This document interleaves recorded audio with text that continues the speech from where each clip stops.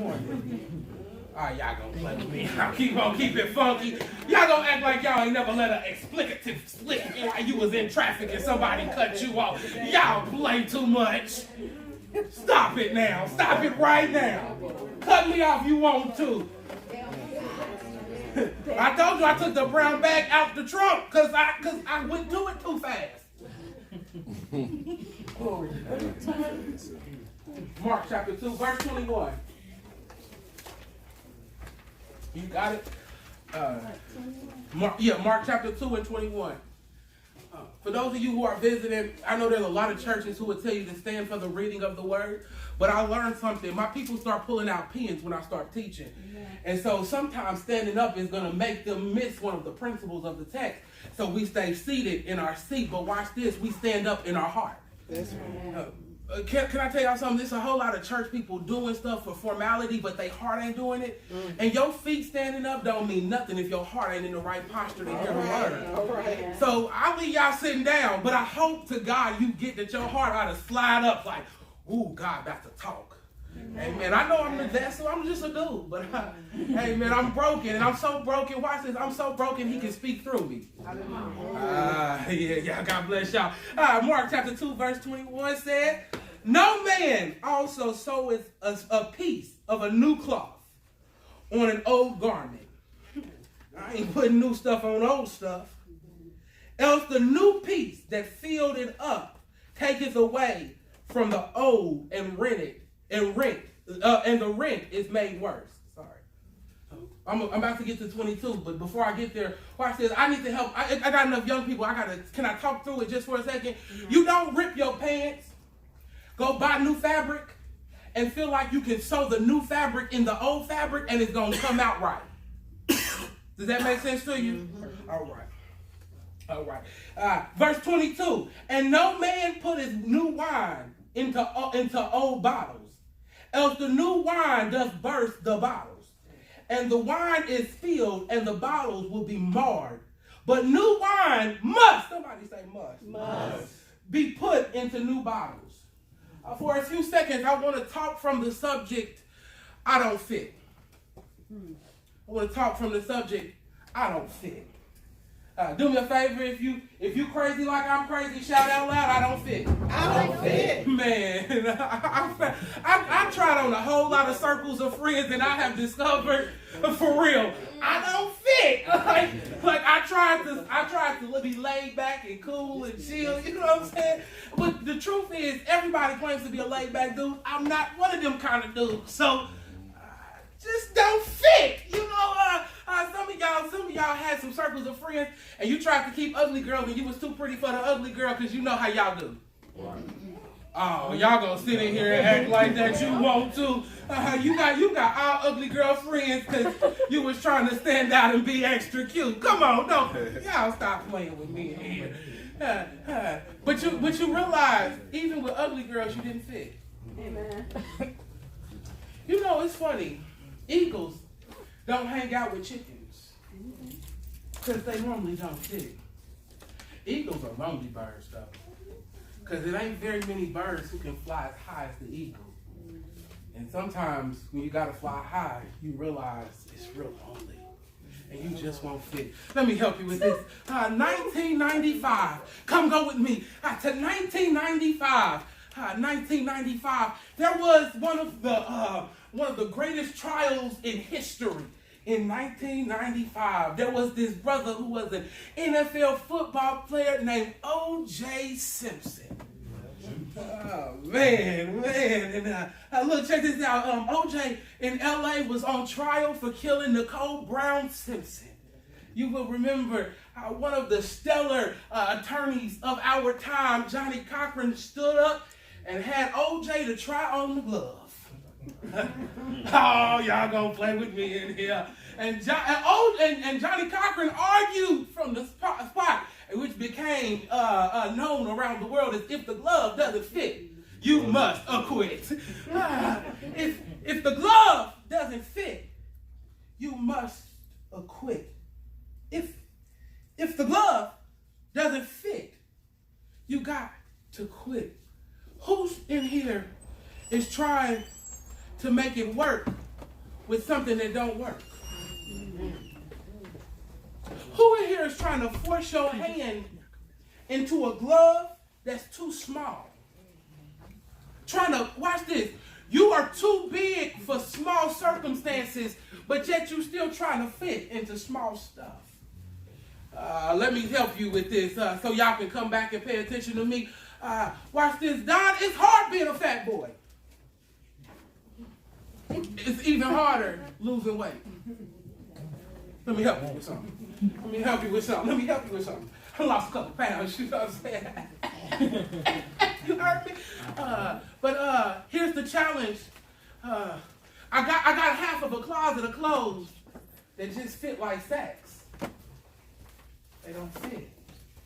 And every now and then, Crenshaw, my mama will pull me to the side and be like, hey, son, that shirt was too big, man. Why? Because I'm trying to make myself fit into stuff I don't fit in anymore. I'm trying to wear stuff I can't wear anymore. Who in here is trying to wear stuff you can't wear anymore? Watch this. Some of it's too small for you. You have grown mentally. Watch this. When you have matured, you don't fool and argue in petty stuff anymore. Amen. I'm just trying to help some of us to mark our maturity. Watch this. Bro, what I learned is when I grew up, man, you can't really anger me about a whole lot of stuff. Now, you mess with my money or my family.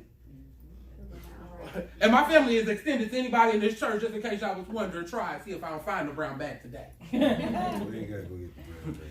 Listen, when you in the room, bro, I ain't even got to go. Trust me, I know. They just don't know who in the room. Glory to God. But when you mess with my family or my money, see, I've grown to that place, though, because there was a time when I felt the need to defend my respect. I'm just talking to my brothers. There's too many black men in here. What's going on, brother? I was actually going to text you last week. I was like, man, how Cameron doing? I'm glad to see you. Man, I don't have to defend my respect no more. Watch this, because it's childish now. Right. Man, Don, when you a grown man, when little boys start trying to attack your character, bro, don't talk about me. At the end of the day, my bag is still secure. Right. Now I'm gonna help you with something. I ain't that saved yet. Now you touch my bag, I'm gonna have to touch. Oh, I probably shouldn't say that. Okay, so you in the room, you like, look, dude, you right, I don't fit.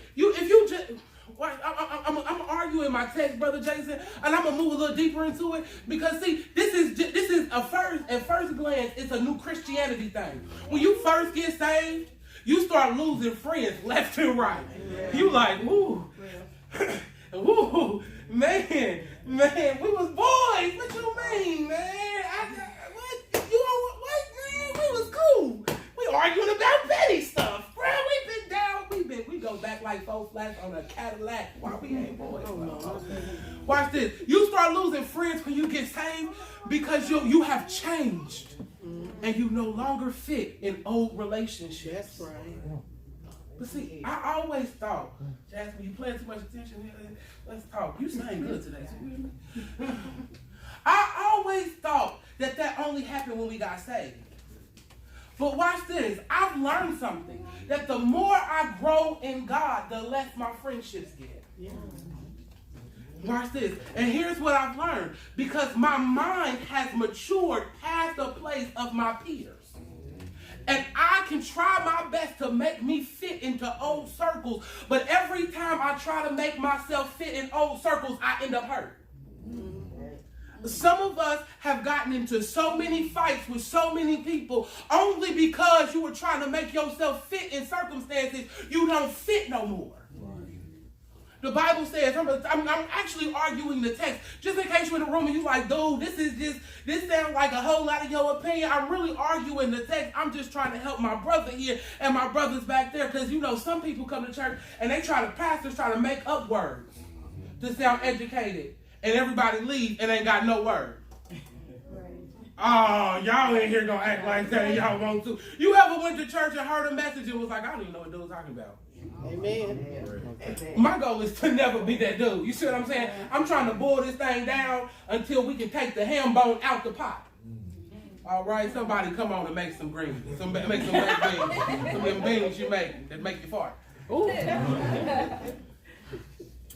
Crenshaw, in the text, the Bible says that if you take an old piece of material and try to put it in a new, if you take a new piece of material and put it in old clothes, you will make the rip worse. I need you to know, watch this, that the reason why some of us have been pleading with God to fix our heart is because we've been trying to put our heart into old garments, and it's new. Whenever you renew your mind, you have to change your clothes. Come on, somebody. I think I said something right there. Whenever I change my thought life, I must start to change the habits I have around my thought life. Or either I will run the risk of trying to fit old thoughts, new thoughts into an old life. Watch this, Brene. I want to tell the world, when people come up to me and say, you changed, I did, bruh. It's too many people scared to say that. It's too many people scared to say, oh, you sure acting different. You must think you all of that now. I do. The problem with it before was I didn't know who I was, so I let you do anything to me. But now my exchange is different because my thought is different. So you can't just talk to me any kind of way and expect us to be cool. Watch this. My brother in the house, so I got to say it like this. Dad, I got saved. I didn't become a punk. All right. And my cutoff game is strong. Okay. Watch this, and that ain't just for females. That my cutoff game is strong as a Christian for friendships too. Call my phone on tomorrow and try to talk negativity if you want to. Watch this. Either we gonna turn the burdens into a blessing, or we gonna disconnect the call. I'm gonna give you all of the call center experience I have. Well, thank you for calling Jonathan, but he can no longer entertain this call. Please give him a call back later. Have a great day. Just like that. Why? Because my mind has changed and it doesn't fit old stuff no more. Watch this. The Bible said, okay, you like, look, dude, okay, whatever. Watch this. It's deeper than that. Brandon, it's even so deep that the Bible says that you can't put old wine into new wineskins. It says you got to finish the bottle before you start a new one. And I need some of us to stop trying to, watch this, fill our life with habits, with old habits, but we got new minds. Let me help you with something. I do these little tidbits. This is less than me. When I'm trying to make a come up, I don't spend the same. Let me help you with something. When I'm trying to get my credit score together, Crenshaw, I don't spend like I did when I messed up the credit score. Right. I have to change my habits because I changed my thought about my credit score. Right. Watch this. New thought, new habit. Right. New thought, new habit. I know that sounds very trivial to some of us, but some of us, the problem is God gave you new thought life, but you still have the same old habits, and so he can't take you to where he wants to take you because your thought life is in contradiction to what he's calling you to. And so there was a group called the Children of Israel. They had to wander within 40 miles for 40 years. Watch this, 40 miles for 40 years. They wandered around what God promised them. They walked in a circle for 40 years around until their spirit was fit for the promise, until their habits match their mind. I need some of us to know that God has the blessing in your presence, but you will miss the blessing if you keep wondering because of old habits. Here's what you got to do. When God speaks to you about a new life, he gives you a new thought. You got to say, okay, God, a new thought. Man, I do need, this ain't no gimmick, man. God, I do need to give more. I got it. What habits can I cut to give? Boom. That's simple, bro. You like, man, God, look. I want to reconcile with my family. What habits do I have that keep me at a distance from my family? And see, you got to work on them, Cameron, because see, what you'll discover is that underneath every old habit was an old thought. And every time you change each of the old habits, you change a different piece of the thought. That's how you change your life. That's how you become sanctified. Watch this. So many church people make these churchy words, and they really don't even understand it themselves. They're like, I'm saved. I'm sanctified. but your thoughts are still the same. Sanctification is to be set apart, which means you've changed your thought life. And you change your thought life one thought, one habit at a time. Okay. We understand it's going to fall apart. You in this room, watch this, I'm really almost done, believe it or not. Some of these new beginners members just like, yeah, right. Don't worry about it. I'm almost there.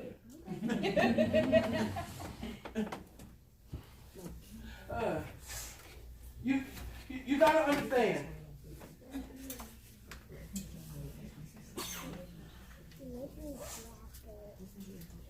I'm gonna help you as I descend to principles, as I try my best to give you some principles to live by. I want you to see the effect of this word. There's a guy in the Old Testament. He wrote a major book, and he only wrote it because he talked too much. She just talked too much. Major prophet books, Sister Angela, are the people who talk too much. It's a big book. It's called Jeremiah. Jeremiah was a weeping prophet. Watch this. Jeremiah spent most of his time crying because he didn't fit in.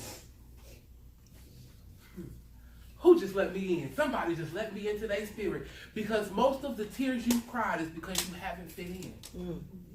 Most of the devastation in your life has been you trying to fit in.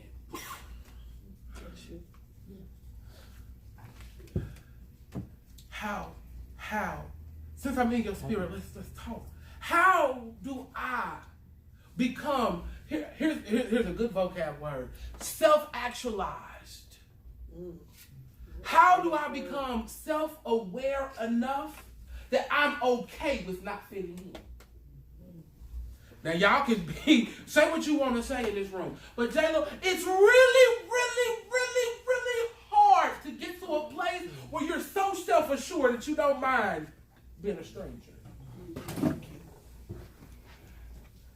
Can I be honest with y'all? I done spent almost 30 years trying to fit into stuff.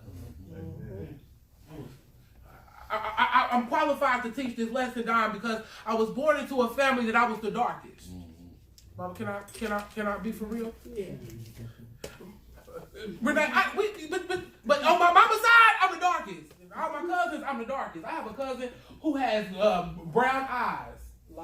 Light brown eyes, yeah. And he a smooth dude. When he walked, he was smooth, and I never was so smooth. So I never really quite fit in. I like church, and they like weed.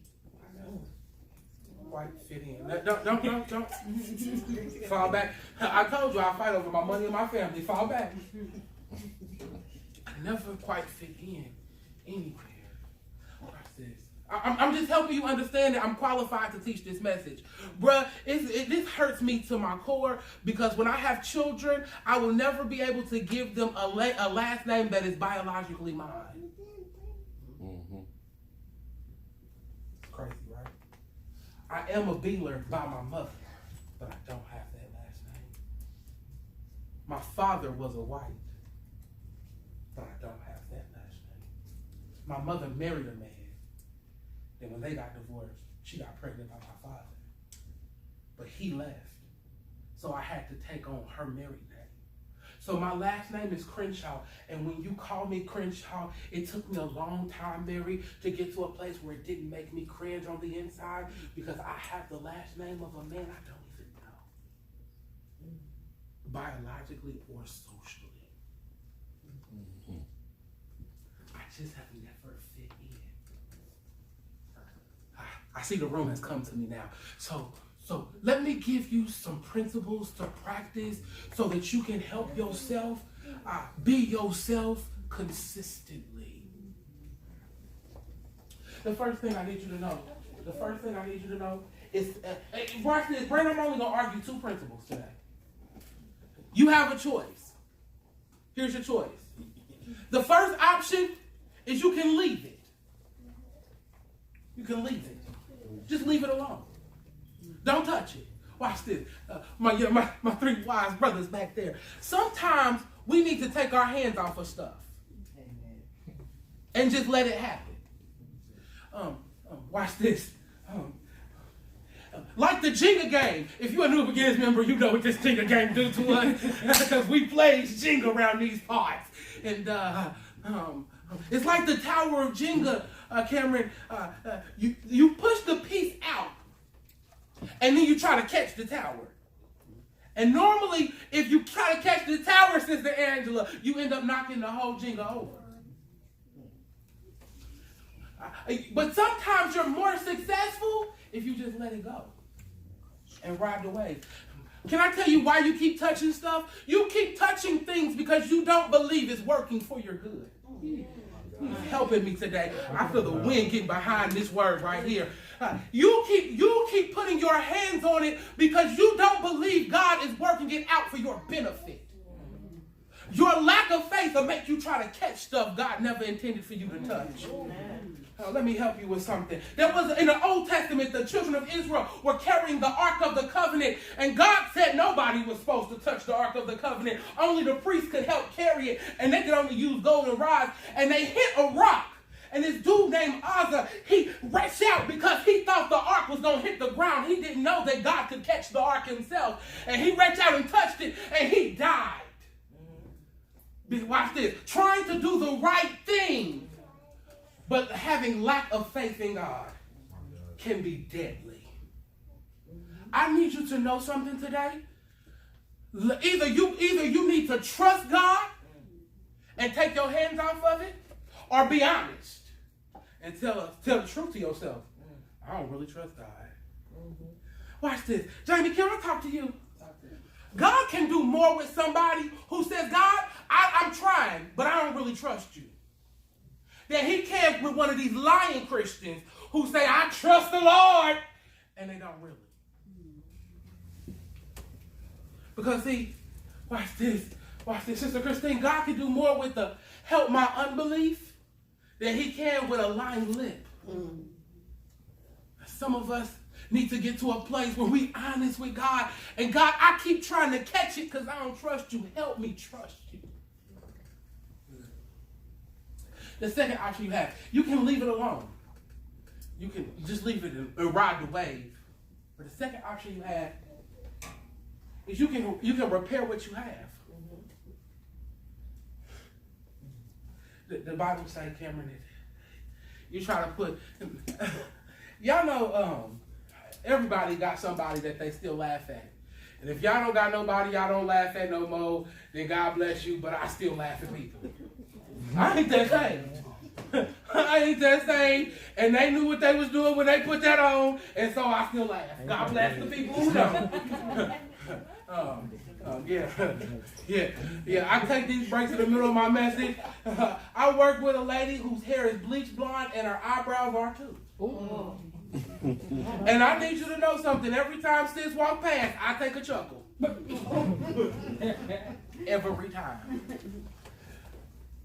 There's more to that story. I'll let me later. Because she was. You follow her on Instagram? No, but I wish I could find it because I could make some memes out of that thing. Y'all so silly. This is a silly church.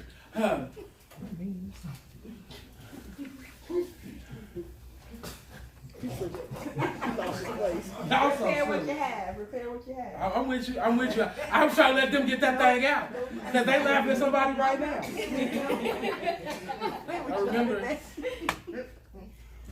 Don, don't tell nobody because it's on camera, so I ain't gonna say no names because I really want to publish this message. But we know somebody who went to high school. Oh God. Who in high school when it wasn't popular, they had a habit of taking, as a dude, they had a habit of taking jeans, cutting them up, and putting different colored jeans together. And this is when, now it was a time when that was hot, but they was out of season with it. They was getting them jeans and ripping them up and throwing them back together with patchwork. No, it wasn't cross colors, brother. We were still trying to figure out what it was. Because they would fill in the lines with ink.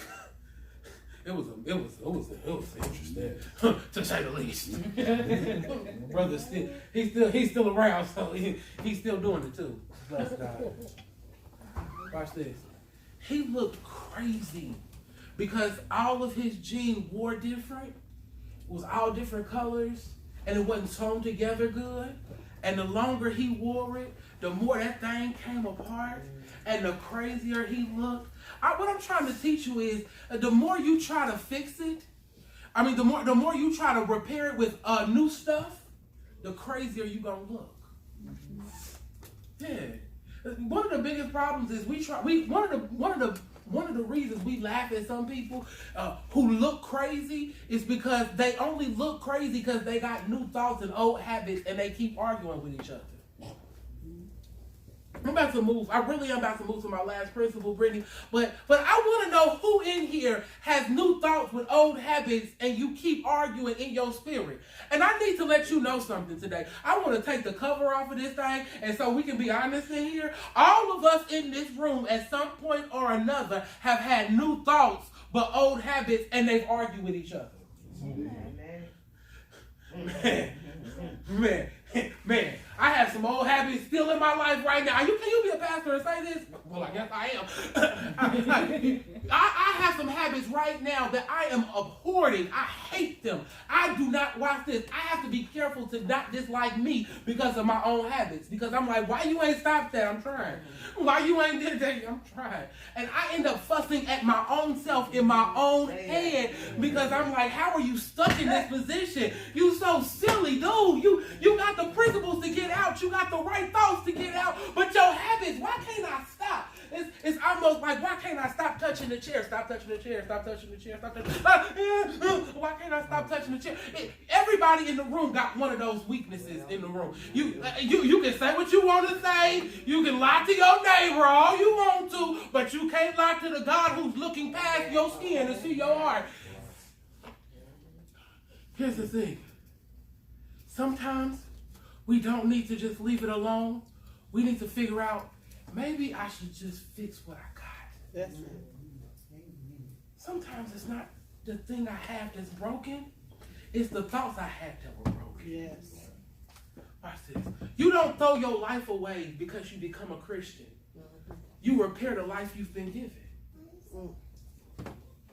I like this. Let me give you my last principle. I gave you the first option. Sometimes you just need to let it go. Okay? Just let it be. Sometimes you need to try to repair what you got. Then there are other times, Cameron, you need to finish what you started before you try to start something new.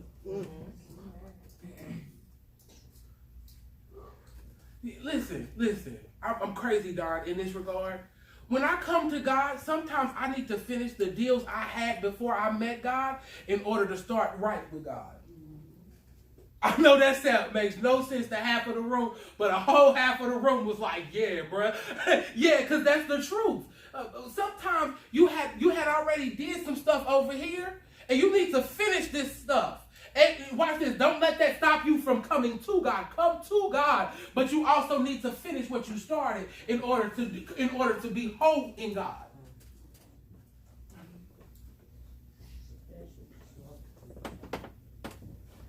It's so amazing to me how we live in a generation of multitaskers. We live. Watch this, Brittany. We live in an era. Can I share our conversation and bless them? We live in an era of read a book, do your makeup, and drive across the country. That was a private conversation we had earlier because Brittany will do her makeup, read a book, watch a miniseries, and drive across the country. Don't that sound dangerous? Don't it sound dangerous? It sound like real dangerous, right? Don't that? Anybody in here think that sound dangerous? Yeah. It is dangerous, ain't it? It is. I thought it was dangerous. Watch this. And that's how some of our lives look right now.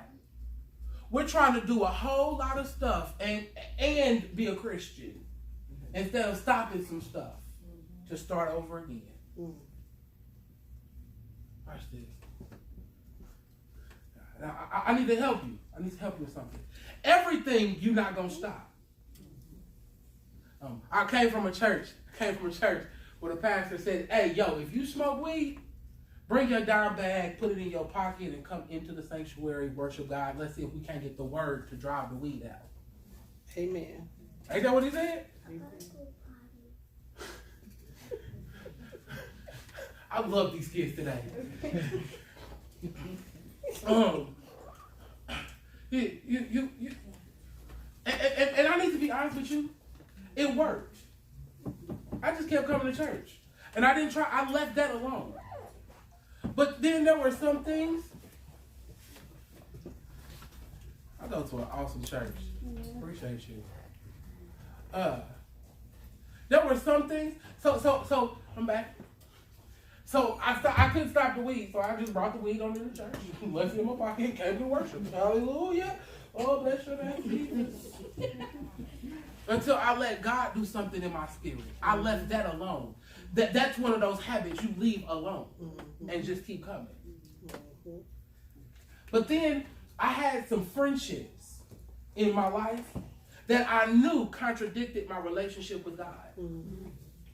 And I knew that each one of those friendships were going to keep me bound to something that God called me away from. Those were the things I had to do the number 3 to and cut them off.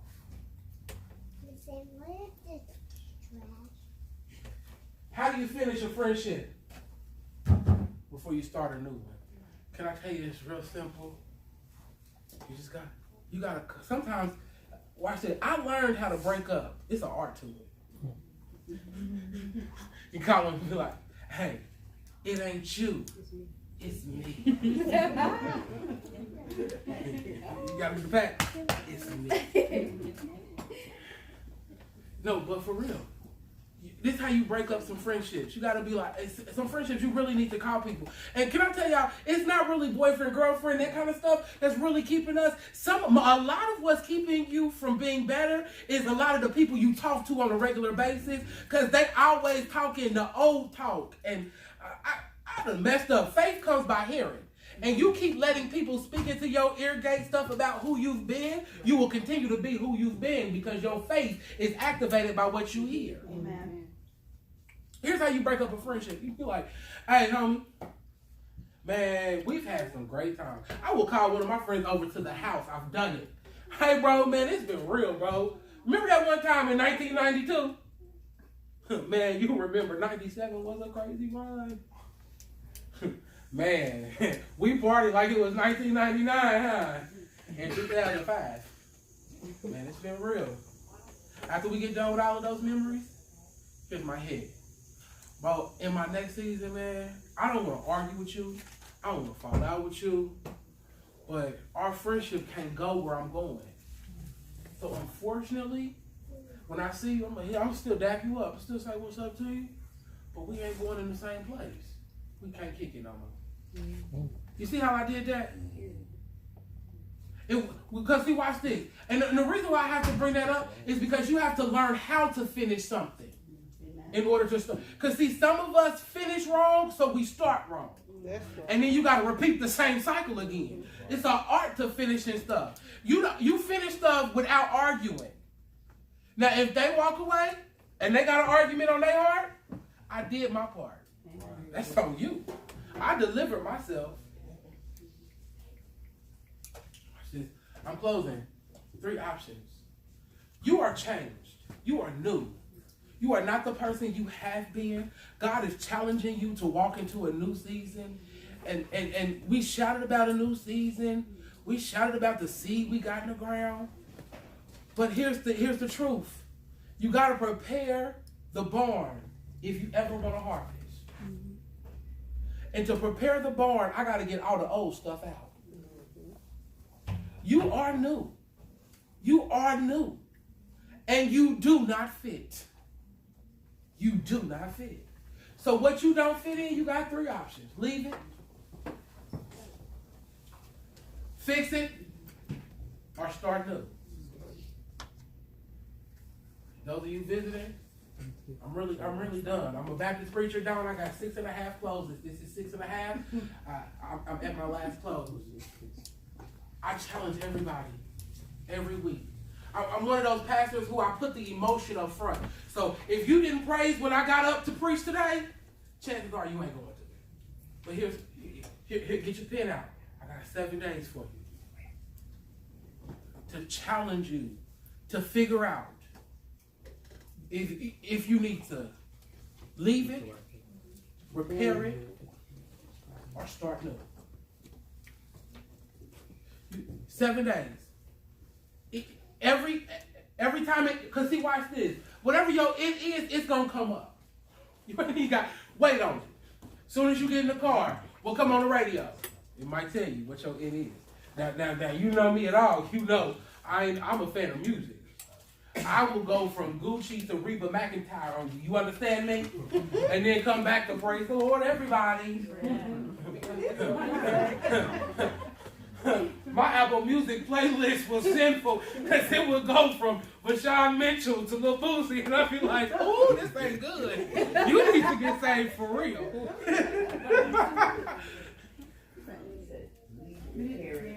Leave, repair it, or start new. When you get angry this week, figure it out. When you get angry, ask yourself, do I need to leave it, repair it, or start something new? When you get frustrated, when you walk into your job, because most of us got instant frustration when we walk into the workplace, whoo, they get on my nerves. God, do I need to leave this job, repair this job, or start a new one? When this week, if you look at your account and you're like, oh, I need this to be somewhere else. Ask yourself, what am I doing with my money? Do I need to leave it, repair it, or start something new?